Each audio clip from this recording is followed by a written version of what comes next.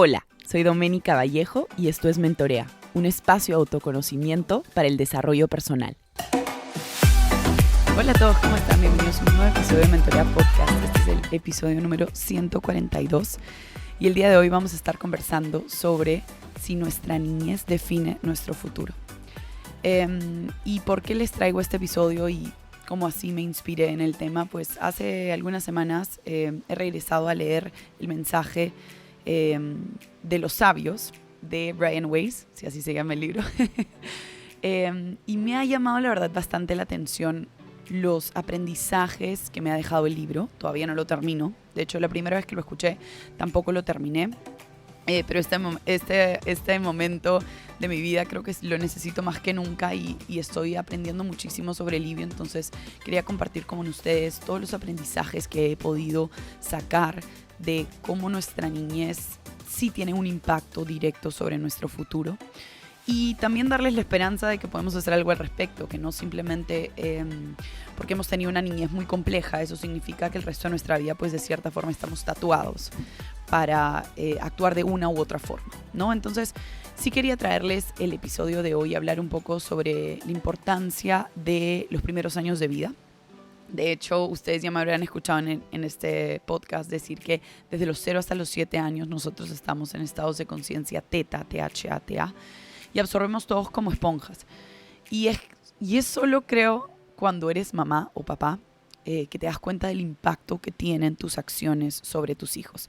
No digo que de repente sobrinos, si es que vives con un sobrino 24/7, probablemente también lo entiendas, pero siento que ahora que soy mamá, veo como mi hija repite absolutamente todo, ¿no? Desde repetir también patrones de las cosas que digo, las cosas que no digo, cómo lo digo, las facciones, ¿no? A veces estoy como molesta o angustiada y hago como, ¿no? O regaño y ella hace exactamente lo mismo. Y también me pongo a pensar mucho en el manejo de las emociones, ¿no? Cómo yo actualmente manejo mis emociones después de que algo no me sale, o finalmente cómo manejo mis emociones a lo largo de mi día también. Yo trato en la medida de lo posible de cuando tengo alguna pelea con alguien cercano, sea mi novio, sea alguien en la casa, que ella también vea cuando se resuelve el problema, ¿no? Vea cómo puede surgir un problema, pero siempre hay comunicación de por medio, y eso también creo que es súper importante. A veces nos olvidamos de que ella vea la parte de la resolución y tiene un impacto en ella también. Entonces, yo sí creo personalmente que nuestra niñez tiene mucho impacto sobre nuestra vida. Yo regreso un poco a mi niñez como tal y rescato cosas positivas y de repente no tan positivas de mi niñez como tal. Yo estuve en una familia donde me dieron muchísima atención, muchísimo amor, pero también tuvimos épocas en las que la atención probablemente iba más hacia mi hermana que a mí, por temas de que, bueno, mi hermana le diagnosticaron déficit de atención y eso llevó pues a que mis papás en ese entonces no se sabía tanto sobre este déficit de atención y ella tuviera más atención que yo. Y yo hacía cosas como, no sé, hacer deporte de forma excesiva para que eso llamara la atención. En algún momento de mi vida también dejé de comer porque, bueno, me di cuenta que esa era una forma también de llamar la atención. No muy bonita, pero lo hice. Y comencé a lograr lo que quería, ¿no? Que finalmente era llamar la atención para que a mí también me dieran la atención que a mi hermana pues se estaba llevando, ¿no? Entonces, como seres humanos tenemos necesidades básicas y cuando somos niños vamos como construyendo este mundo de cómo finalmente vamos a, de cierta forma, comportarnos, ¿ok? Cuando somos adultos, cómo vamos a manejar situaciones. Entonces, claro, yo siempre veía, por ejemplo, a mi papá hacer mucho deporte, ¿no? Estaba estresado, hacía su tai chi 6 de la mañana.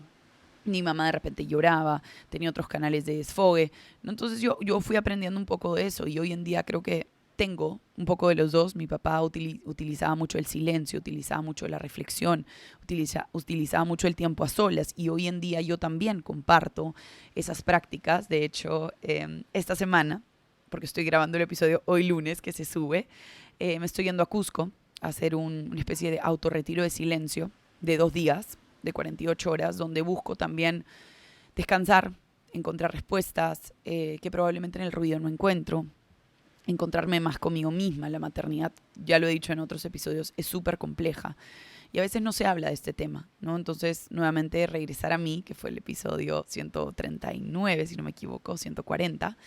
Quiero regresar a mí, entonces me estoy yendo un poco a Cusco a buscar eso. Estos 2 días de silencio absoluto y de soledad, si queremos llamarlo así. Y nuevamente estas prácticas también me las enseñaron de pequeña. Mi papá siempre me enseñó que cuando lo necesitara finalmente podía regresar a estos espacios de silencio, levantar la mano y decir, pues algo no anda bien. Pero no todos tenemos la suerte de haber podido tener padres que nos dieran las herramientas necesarias para gestionar nuestras emociones hoy. Entonces, hoy en sesiones, por ejemplo, yo veo a muchas personas, canales de desfogue, ya quiero que sea el fin de semana, canales de desfogue, alcohol. Entonces, al final sí viene al caso tratar de entender un poco cómo nosotros estamos gestionando nuestras emociones y cómo eso finalmente se ve reflejado en nuestro día a día con las personas que nos rodeamos. Yo creo que hasta el día de hoy seguimos absorbiendo comportamientos de otras personas y seguimos absorbiendo formas en la que las personas gestionan nuestras emociones. Tenemos un episodio de Mentorea Podcast que se llama Eres el promedio de las personas con las que más pasas tiempo.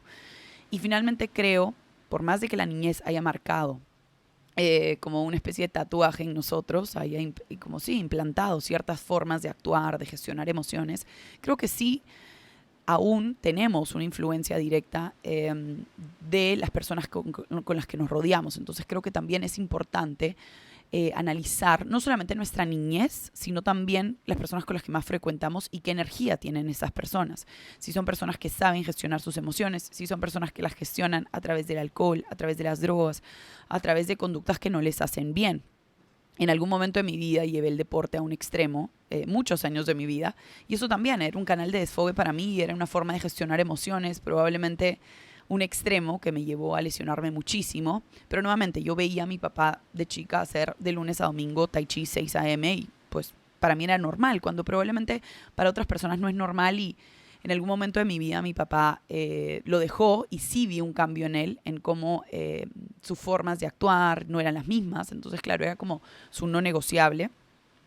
Pero tarde o temprano pues se dio cuenta que no podía únicamente depender de esa fuente, ¿no? Que era el tai chi como tal. Entonces sí creo que es importante analizar nuestra niñez, analizar cómo nuestros padres gestionaban sus emociones, cómo nuestros padres resolvían conflictos, cómo nuestros panes iba a decir, de cierta forma podían resolver también las cosas del día a día, porque claro, si nosotros no teníamos la suerte de ver cómo ellos resolvían sus problemas y sus situaciones del día a día, probablemente por eso nosotros no sabemos cómo gestionar, porque nunca nos enseñaron. Finalmente los niños, queramos o no, aprenden por ensayo-error o por observación, nuestras neuronas espejo de las cuales les he hablado en un episodio reciente. Entonces, también si nosotros queremos decir, oye, ¿por qué me guardo mis emociones? ¿Por qué soy agresivo o agresiva? ¿O por qué suelo tener conductas compensatorias del alcohol y las drogas? Háganse la pregunta, ¿cómo en la niñez me enseñaron a gestionar estas emociones? ¿Cómo en la niñez me enseñaron a que cuando había una pelea con alguien importante, mamá, papá, pareja, mamá, pareja, papá, se resolvía? Yo lo veía, no lo veía. Creo que todo eso es importante para analizar finalmente cómo yo hoy en día gestiono estas emociones. Y ustedes dirán, pucha, Doménica, no sé, tuve 7 años de mi vida en los cuales nadie nunca me enseñó, eran súper agresivos mis padres o eran súper lejanos. ¿Y eso quiere decir que ahora este tatuaje queda de por vida? No, yo creo que la autoconciencia es una forma de sanar muy interesante. Brian Weiss la plantea en su libro Muchos sabios, muchos maestros. Y dice finalmente que siempre tenemos la opción a sanar, siempre tenemos la opción a encontrar estos niveles de autoconciencia a través del silencio, a través de la reflexión en diarios. Y creo que siempre está disponible, pero creemos pues que no lo está, y a veces encontramos otras formas de comunicarlo con emociones que están de cierta forma disfrazando otras emociones, ¿no? Por ejemplo, la rabia puede disfrazar pena, la tristeza puede disfrazar no tolerancia. Entonces, ciertas emociones no es que sean emociones como tal, hay que describir finalmente qué es lo que está buscando esta emoción, qué está tratando de decirme esta emoción.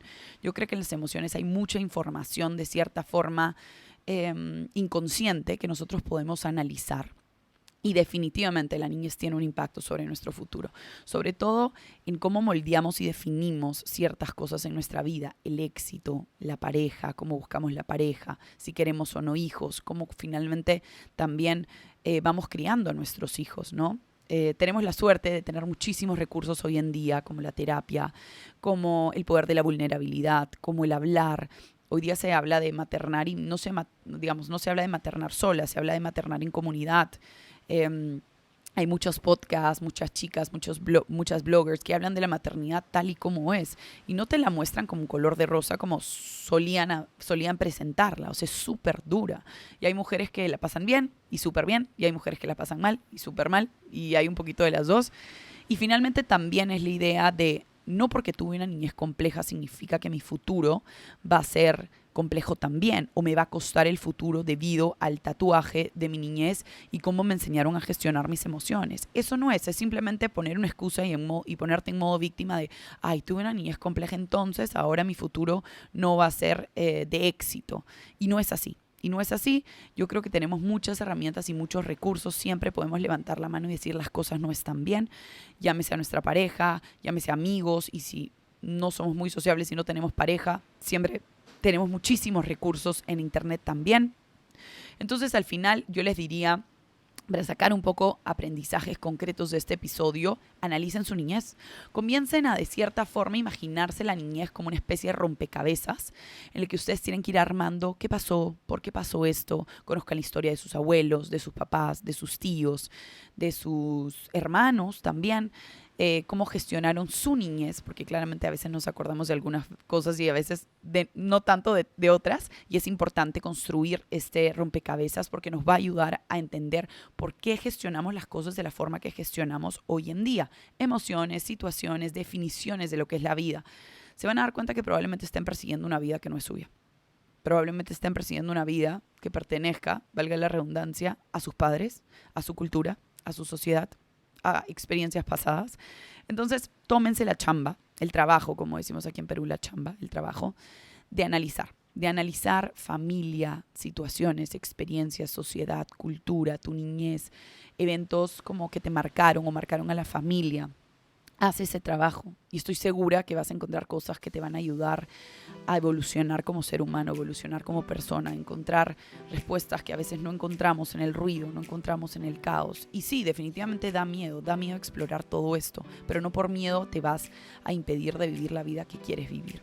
Y por último, también te invito a analizar las personas con las que te estás rodeando, qué tanto impacto directo e indirecto tienen sobre ti, si eres una persona permeable o una persona no tan permeable.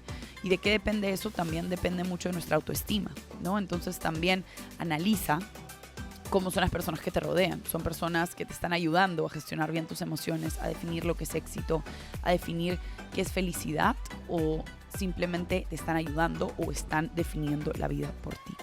Espero que este episodio te ayude a evolucionar como ser humano, te ayude a encontrar respuestas. Nos vemos en un siguiente episodio de Mentorea Podcast.